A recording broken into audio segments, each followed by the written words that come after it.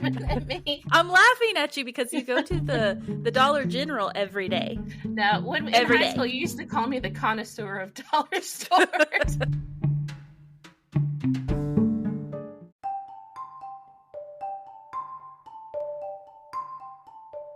Hi, this is Amber. And this is Lisa. And you're listening to Unexplained Arkansas, a new podcast that explores urban legends, mysteries, and the unsolved in the natural state. We're just two best friends discussing the unexplained in Arkansas.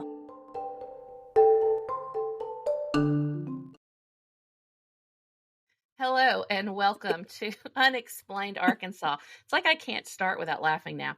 Hello. How are you? I'm good. I'm Amber. I'm Lisa. And this is our 10th episode of the show. We want to start by saying, 10. Yeah, that this is when we're filming, we're not filming. When we're recording this, it's January the 14th, which was our date to launch when we first had the idea of a podcast. When we first talked about doing this, we set Sunday, January 14th as our drop day, as the time we were going to drop our premiere episode. But little did we know we would be 10 episodes in by January 14th. And so I'm very flourishing. proud of us. And flourishing. Yes. I think we can say that. That's pretty cool. I do want to. We are very thankful. We want to thank all the people who have been so sweet and supportive. And not just my mom. Yes. Because my mom's been very supportive. Not just our families. Not just our them family. too. Like actual people that don't know us have been supportive as we've real tried to make people. A presence online. Yes, real people. So, but we are also running our first contest online to see if we can get to 1,000 people, 1,000 followers on both Instagram and Facebook. And to enter the contest, you just share.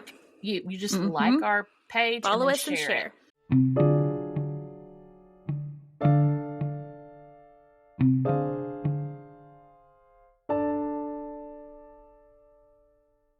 Also on Facebook, I do want to say we love the conversations that have been happening and people posting. Yes. It's been so much fun to hear from people. We love the story ideas. We try to follow through on as many as possible. Yes. In fact, yesterday... And this is one today. Oh, yeah, this is one today, actually. Yeah. And yesterday I went on a little research trip with our mutual friend Sherry from high school. Yes. And we went... I didn't get to go and I was so sad. I know. It was okay. fun, though.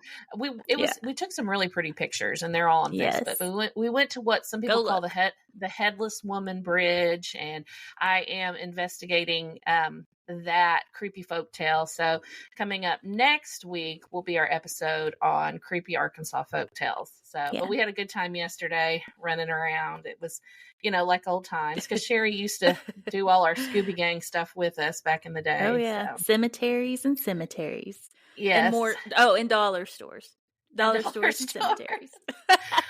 But anyway, Walmart. So other than that,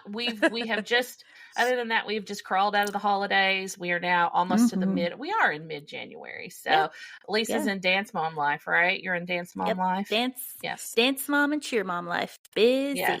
Yes. I get a little bit of a break before baseball season. Then I'll have to go to lots of baseball games. So, and other than that, and I'll I'm be back there too this time. Oh, that's right. You will be with me. Yep. So other than that, I'm back working on my dissertation, which is driving me nuts already. And you're back at work too. So we're just starting a new year. We're really excited where this podcast takes us. And So I subbed one day this week, and I won't say what happened, but it was eventful. It was eventful. I subbed at the high school. It's always eventful to be in a classroom. Yes. It is. Yes. Yes. I had some good classes of juniors and freshmen. Yeah. And I took two phones. Oh, confiscated 2 phones. I gave them back quickly though. And they were actually really I'm a nice sub. I did see another sub yell at some kids in the hall. I was like, I'm the nice sub. Oh my goodness. So, and your dad came down from St. Louis too. Yes, and I will say real fast, this is from the lovely my dad Joe, that he said my dad Joe. he has not listened to our podcast, nor does he plan on it, because he doesn't know what any of this is, but he goes, well, your pod. That's what he calls it, your pod. He doesn't even call it a podcast. He's like, your pod. So I told him that I would discuss how it's called a pod now. So no longer a podcast. It's a pod. But I think hopefully eventually, what is that? Do you hear that? What? Did you hear that? No, I don't hear anything. There was something waiting creepy. For my gizmo to go off again. No, I heard some scratching. Oh, that was me. I was scratching my computer. There's something like on it. I didn't know you could hear that. Okay. That's weird. I could totally hear that. It sounded like someone scratching at the door. But anyway. Oh. We now call this a maybe pod. Maybe one of my kids. So he's not going to listen to our pod? Why? He doesn't do that. I guess when I laugh loud, the gizmo goes off. That is crazy. Yes, I hear it. I have a gizmo doll. That is and so it creepy. is, legit gremlin. Throw it. Gizmo. Throw it outside. It won't. If I touch it, it'll keep going off again. It has to do its thing.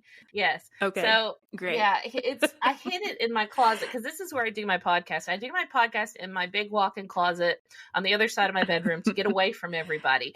And I had hid my gizmo doll in here because my youngest wouldn't quit messing with it or whatever, because it's a collector's item. Anyway, it is singing on its own. It's creepy. So it is a little creepy. Yes. Horrifically creepy. And it's kind of staring at me too, and with its weird little gizmo eyes. So I may post a picture of that too. So yeah, post a picture and then throw it. Yeah. Gremlins. It's one of my favorite little things, but it's creepy looking. Okay, so let's get started. On that note, let's get started. So today, and we're doing good. It's only been 9 minutes, so we're doing really good on banter. Yeah. Okay, so we are going to talk about a case that was given to us by one of our group members, and it's the Maud Crawford Disappearance of Camden.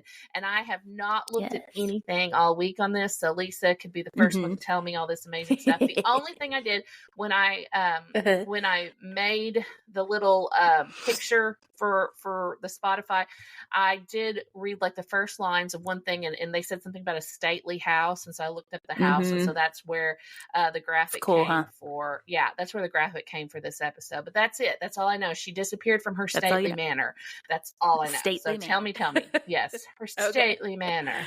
So. Okay. Well, I'm going to tell you about the disappearance of Maud Crawford. Okay. I feel like I should add some music right here. Oh yeah, like I don't know.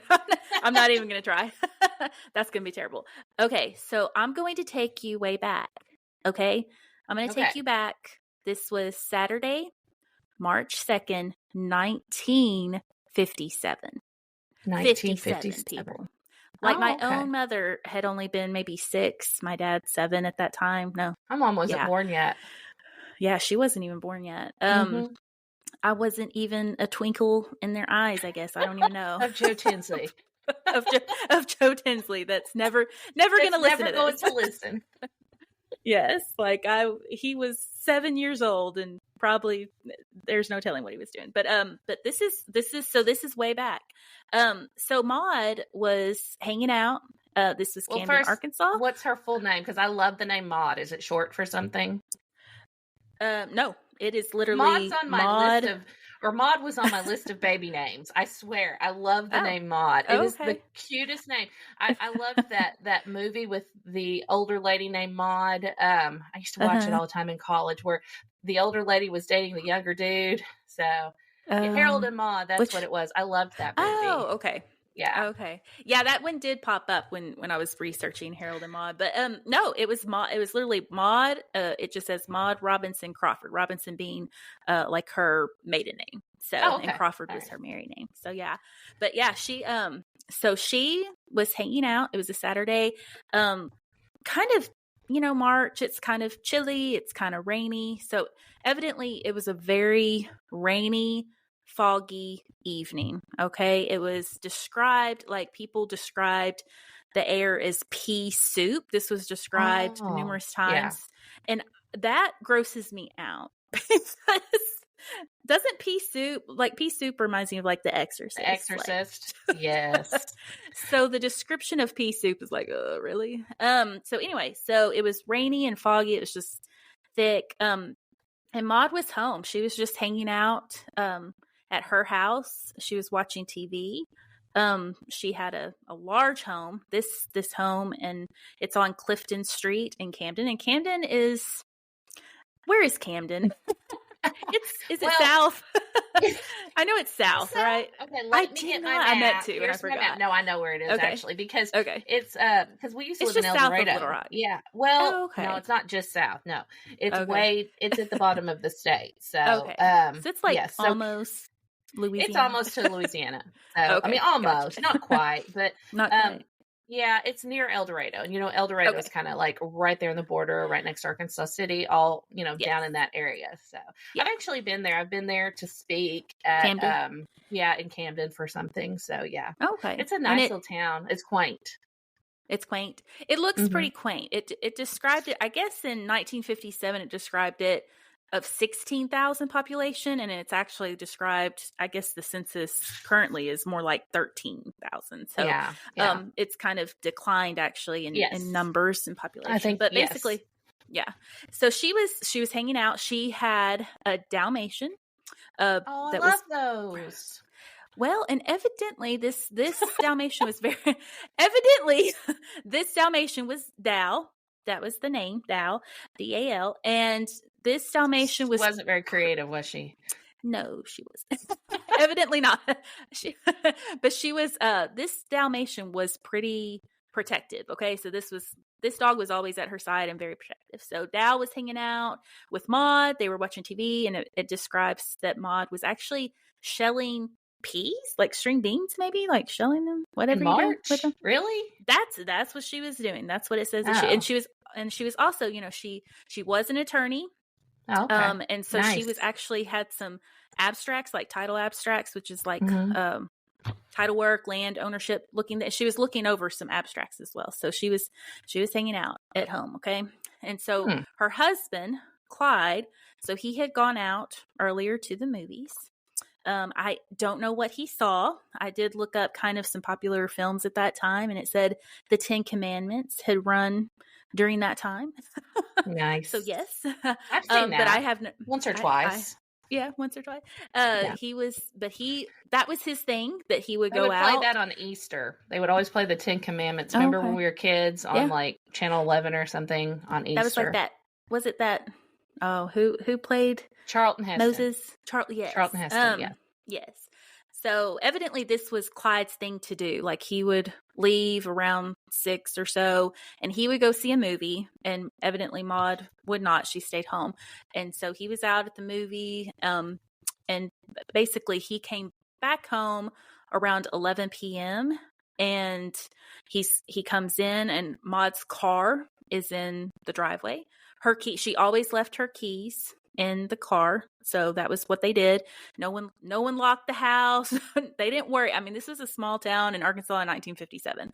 Like she literally, her car was unlocked and in the driveway. The key was in the ignition. What? He came into, yes. The key she left in the ignition? Yes. They literally, I don't understand this because, we don't do that now because our cars would be stolen. But yeah, her car was in the driveway, just how she always has it. So everything looked like normal. In fact, it says that the TV was on, the lights were on, everything, the house was unlocked. Dal was just... Every light in the house was on. Sorry. Sorry, I don't know where that I'm not going to say yikes. That was funny, though. That was the voice of Snowmageddon. I'm already delirious. Yes. Yikes. You've been in the house for a couple hours and you're like crazy. Okay, go ahead. Every light in the house was on. It was like pea soup outside. It was pea soup outside. Everything was lit up. So, he walks in, the dog, Dow, was just hanging out, like where the uncreative dog was hanging out. The uncreative, like nothing, nothing was bothering the dog. And this dog was nothing out of the ordinary. Yes. Like this dog was kind of talked about, and we'll get into it, was very, a little vicious. I think there's even like a picture of where it was like snapping at fights. So this dog was territorial. So I don't like to generalize, and I love all dogs, but Dalmatians can be a little bit snippy. Yes. I think that's in their breed, or maybe they just like hone in on one. So he was Maud's protector. Like this. It's not this like dog, the Disney movie. So. Yeah. Yeah. They're really not great for children, I hear. No. Anyway. But anyway, so Maud was more like Cruella. No, I'm just kidding. She was. Was she a rich old lady in a fur coat with her Dalmatian in her stately manner? In her stately manner, no. Yes. But basically he came in and her purse was there. Like her purse was there. I mean, he is just like calling her name. It's just weird. Like everything is in place. Southern ladies don't leave their purses anywhere. No. And she had money in her purse. Like nothing was taken. Nothing in the house was disturbed. Like nothing. Like it was basically like Maud walked out. It was just like, okay, she just wasn't there. So he is looking for her, and he starts calling around. He calls her friends. What you do.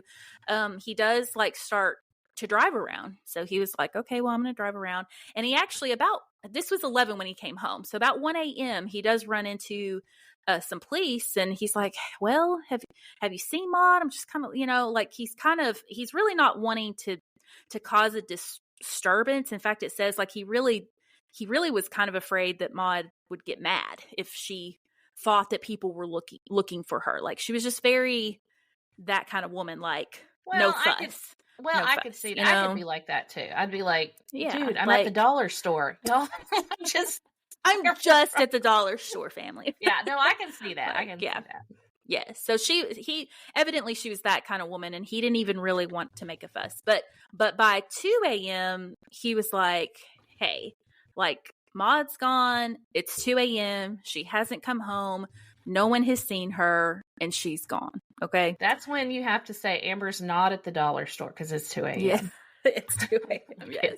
And the dollar store was closed for hours, right? I don't know what time dollar stores close, but surely they don't stay open. Maud just Taco Bell, disappeared. Right? She disappeared. She was just totally disappeared.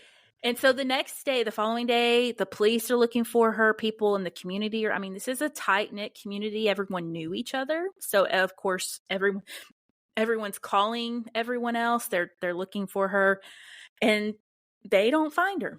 And 2 weeks goes by, and there is not one lead. There is not anything going on. The newspaper had ran this. There was some kind of connections that I'll get into. And so this kind of went like a little bit national on a national level. And we'll talk about that when we talk about Maud. But yeah, so she was gone.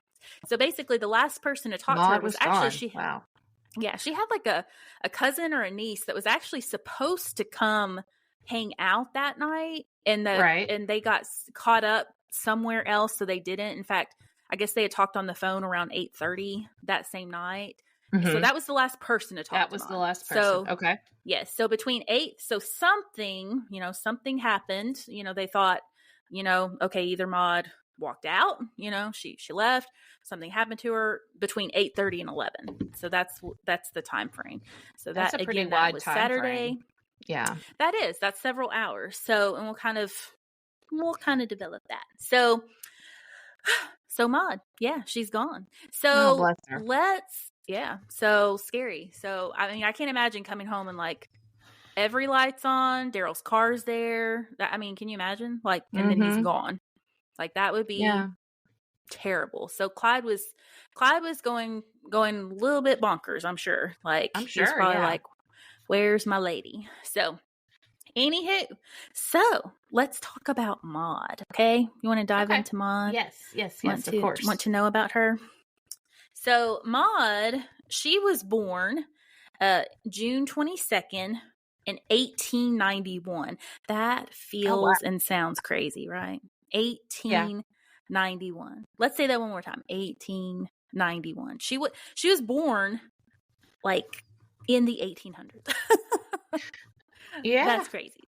Yeah. Okay. So she was born in 1891 and she was born in Texas, and she was the oldest child of 4 children.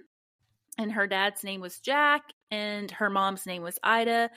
And her mom, unfortunately, it doesn't say what happens to her, but her mother dies at the age of 24. Her mom was very young. Oh, Yes. that's awful. Yes. And it does say that at the time of her death, Maud was 9. So do you want to do some math on that? Do you want to? So she was 24. So that means she was 15. Wow. Yeah. So she evidently was married extremely young. Yeah, but for the late 1800s, that's not. I guess that was. I mean, that basically let's just say your beau is 16. Right. I just said that's I'm just the saying. late 1800s. That's the way it was. But can you imagine, like, if Elle was married and had a baby? No. And Beau, no, or Beau was? No. Yeah, that'd be weird, huh? Yeah. But the 1800s was a weird place, but early 1900s. But anyway, yeah. So her mom unfortunately passed away at the age of 24, and so Maud went, and she was the oldest of the 4 children. So her mom, she spent a lot of childbearing years, just boom, boom, boom. So it says that Maud went to live with her grandparents, and it looks like with her grandmother, and it looks like this was Maud's mother's mother. Okay. Now, it doesn't say why. It does show. So her dad, Jack, I believe that he raised the other children, because it doesn't talk about, for some reason, Maud did not stay with her dad. She went to live with her grandma. The other children stayed with Jack. And eventually, because Jack did not pass away until like 1940. Okay. Oh, wow. So her mom died in 1900 and her dad died in 1940. And it looks like he actually landed in St. Louis. I looked up his information, and him and his other children, his other, I think it was sons, they landed in the St. Louis area. So for whatever reason, Maud was like, I'm not doing it. I'm living with my grandma. Maybe she had a close relationship. I'm sure she was a girl. I'm sure it was devastating. I don't know the circumstances, but that's what happened. That is devastating. Yes. So I'm sure Maud was, according to things that are said about her later, she ended up being valedictorian of her class. Okay. So she ended up going to Warren. It says Warren High School, and she was valedictorian. Yeah, so, my husband actually, he lived in Warren with his family when he was like a middle schooler, I think, or junior high, and he went to Warren School, so that's pretty cool. Oh, okay. Yeah, that's down there in that same area. Yeah. Same area. Camden, El Dorado, Warren, all that.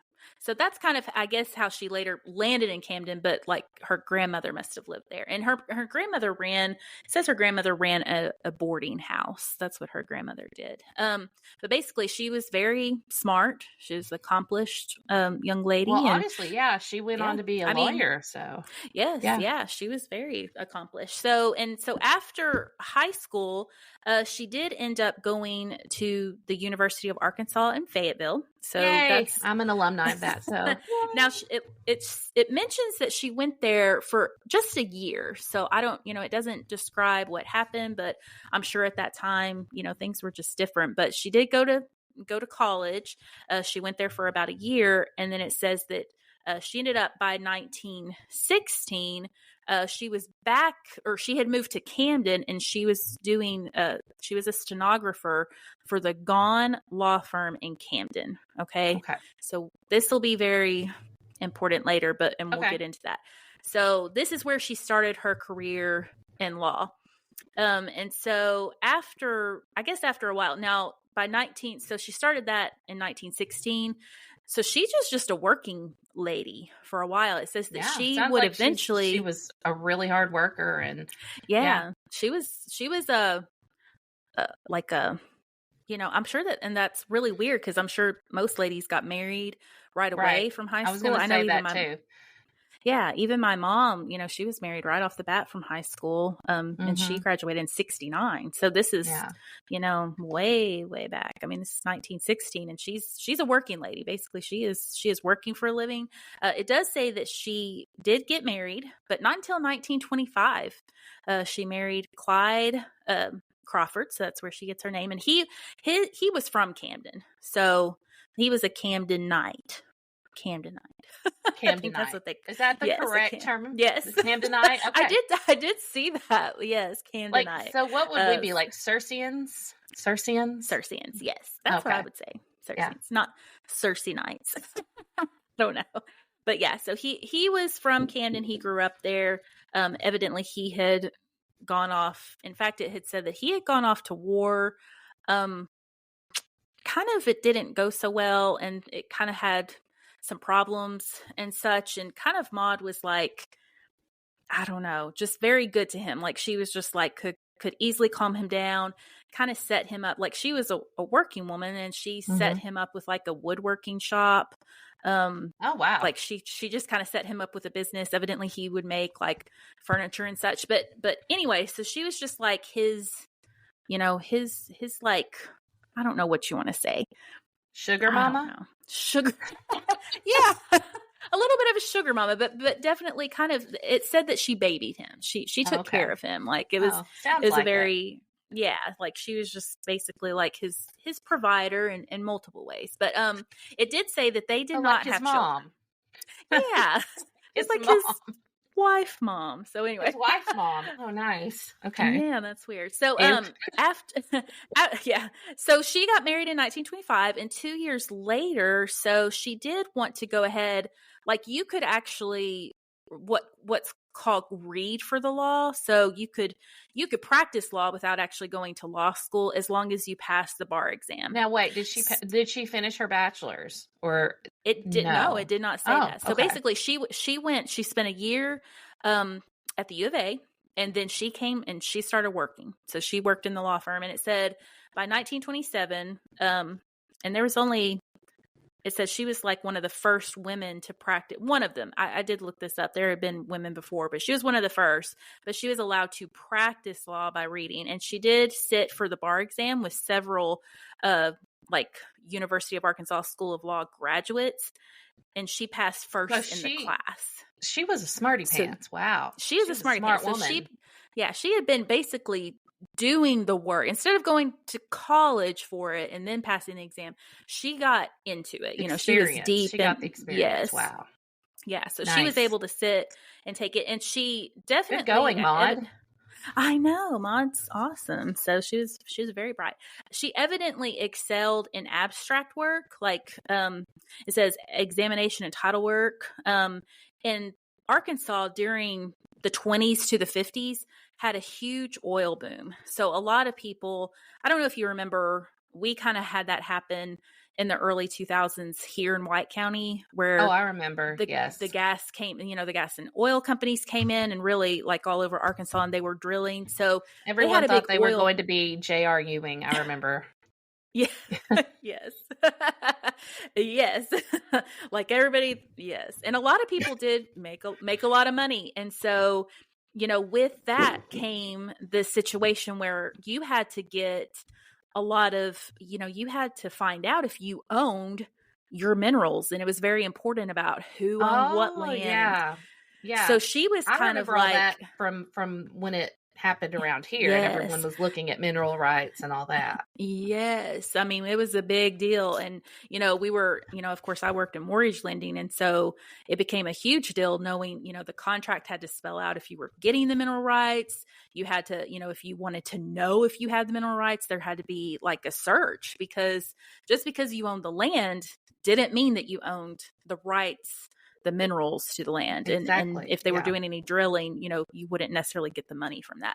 So evidently she was the authority, and she worked, she was there at the Gone law firm, and this Gone law firm ended up being like Gone, McClellan, and Laney firm. And we'll kind of talk about that, because that's kind of important too. But so she was kind of the go-to. So if you had like any type of question about title work and ownership of land, you they wanted Maud to look over it. Okay. She did not necessarily go into a courtroom. So she wasn't practicing law in that sense, but she was definitely practicing law with, it said estate law and ownership. So she was definitely getting into estate planning, wills, all that kind of thing. Okay. That was her bread and butter. So also, Maud was extremely active in civic affairs. Okay, so she was in the community. She was super active. It said that she was the first woman elected to the Camden City Council. So she was literally sitting. Yes. And that's, huge. I'm sure she was on the council and it was all men. In fact, I'm sure I can imagine.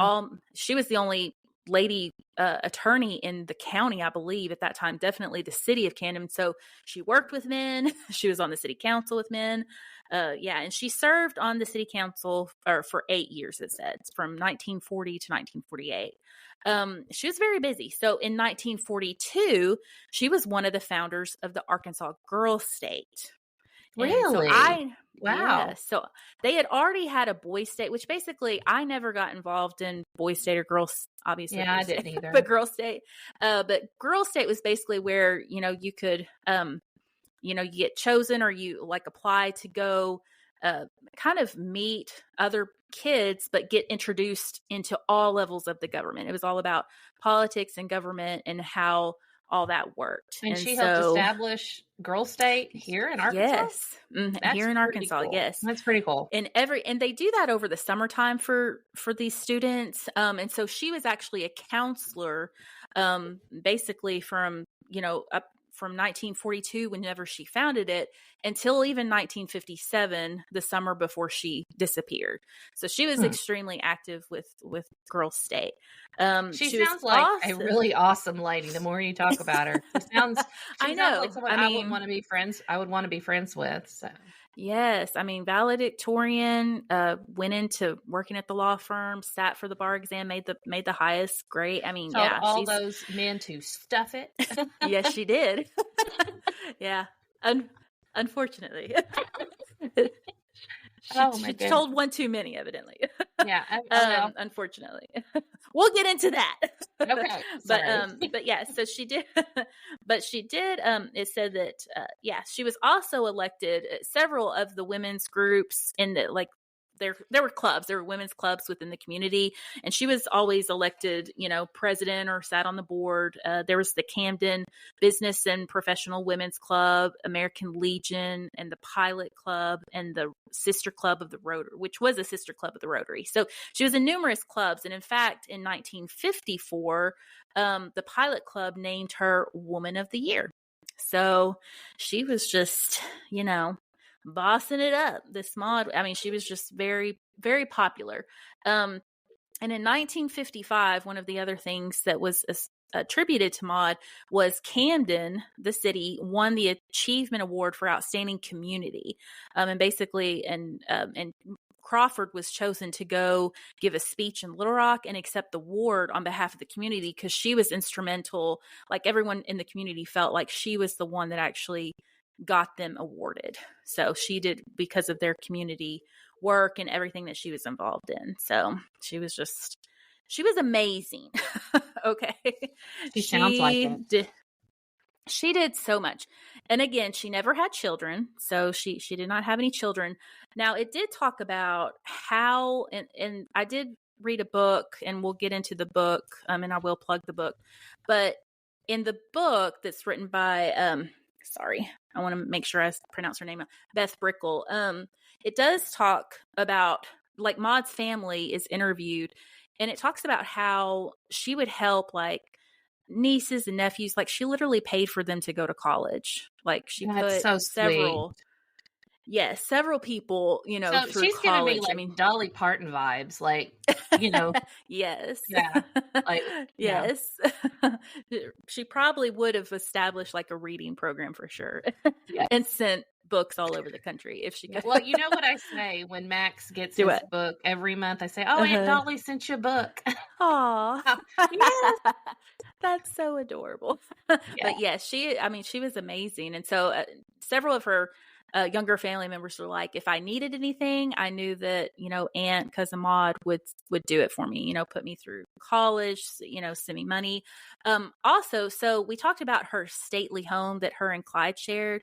So I'm not going to give the address. People do live at this house. This house is still standing in Camden. I would love to go see it. But anyway, it's on Clifton Street, and it is just one of those huge colonial style homes. It was built in 1909. And it was almost 5,000. Tell us about the house, because I'm looking at a picture of it right now, and I'm like, oh, okay, I'm salivating. It's cool. It's cool. Yeah. It's really cool. So it was built in 1909. And they did not build it or anything. I believe that they purchased it in the 20s, or kind of later 20s after they got married and such. But it was almost 5,000 square feet, and it had 7 bedrooms. Okay. Wow. But just like an old house, it only had 2.5 baths. Can you imagine? No. So no, 7 bedrooms, 2.5 baths. That was it. Nowadays, if you build 7 bedrooms, it probably has 7 bathrooms. But anyway, so it was a large home. It was a large stately home, and they didn't have any children. So what Maud would do is she would actually, like, the second level, the second story of the home was rented out, and she would rent it, allow for young working women or young women that needed a place to stay. Like, she would rent it out for very. I know. Maud. Oh my gosh. Maud, let's just stop it here. And I don't want to hear the bad part. I want to hear that she lived to be 102. Oh man. I know. And shelling her beans and her beans. I think it was beans. I don't know. Whatever. And hanging out with Dow. But yeah, she literally, like, the second floor of her home was let out to young women. They paid an extremely low amount to live there. And they called her Aunt Maud and then Uncle Clyde. Like, they were, Wow, I love it.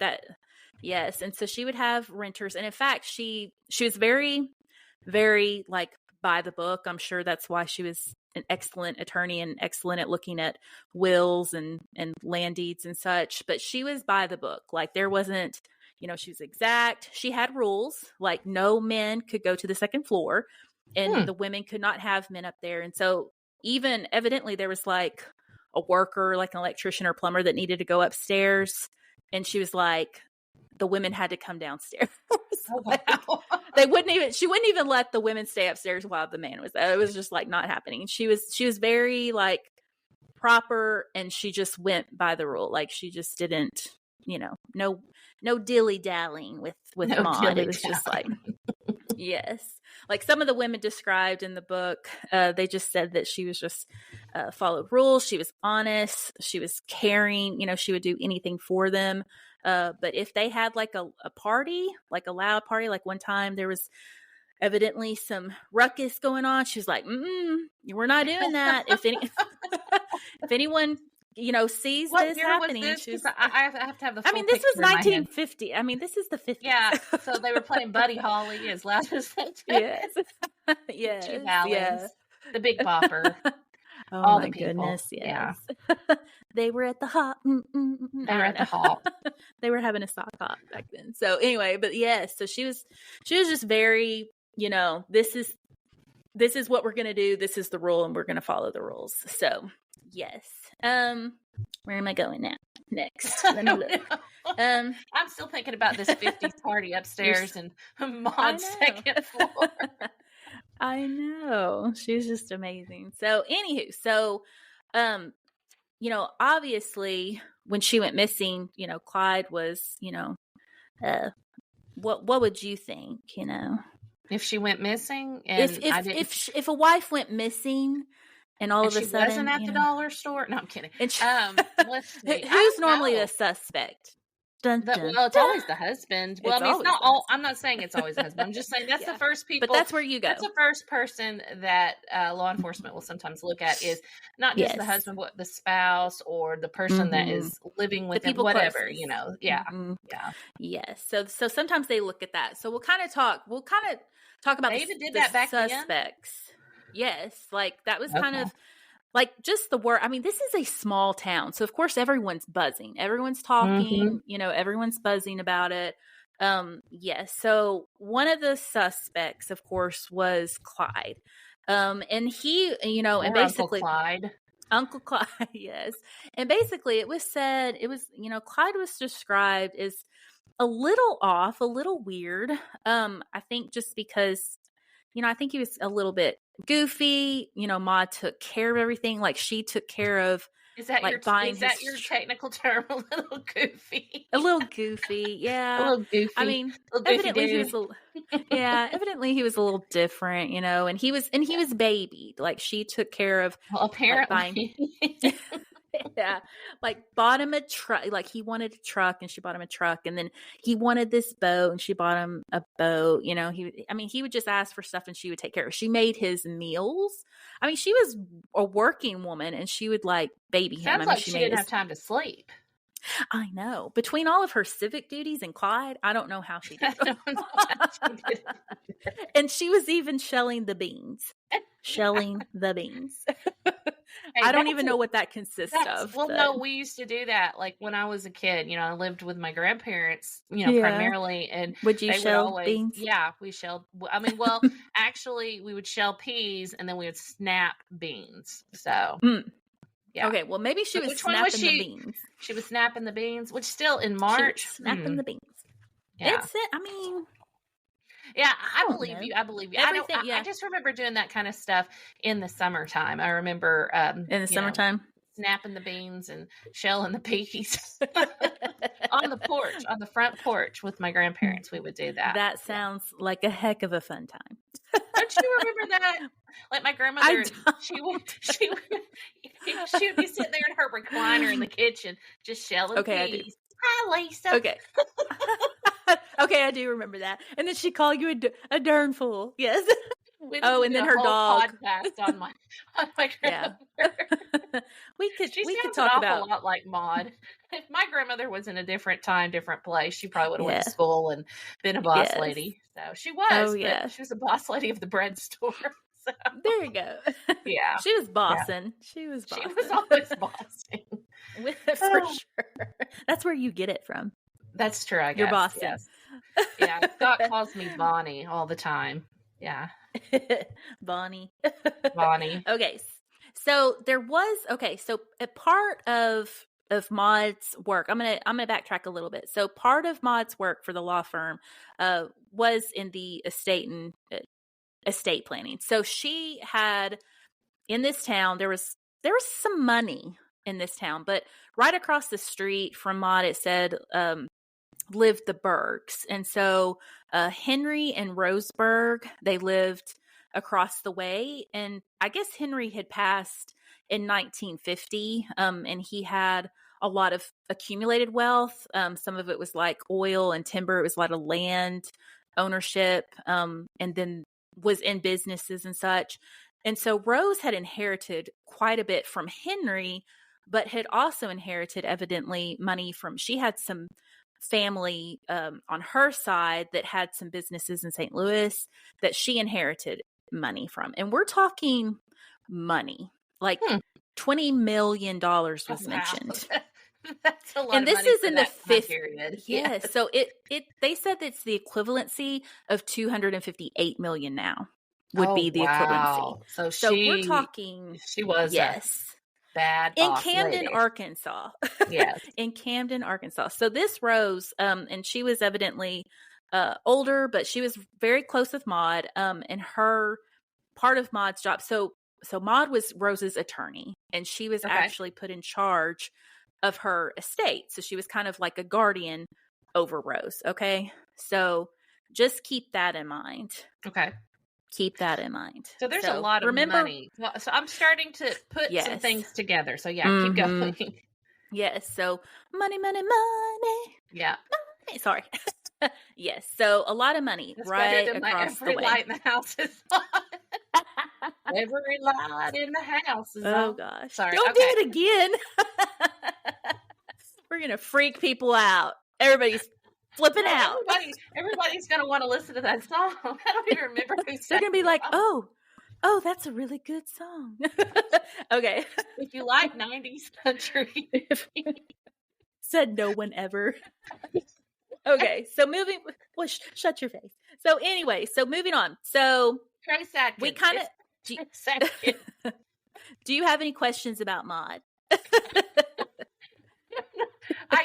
No, she actually sounds like an awesome lady, and I really feel bad that she met an untimely end like she did. I know that she disappeared because, she was awesome. I mean, basically she was described awesome. Her house was awesome. It does say that, I think you'll appreciate this. She was described as personable, never arrogant.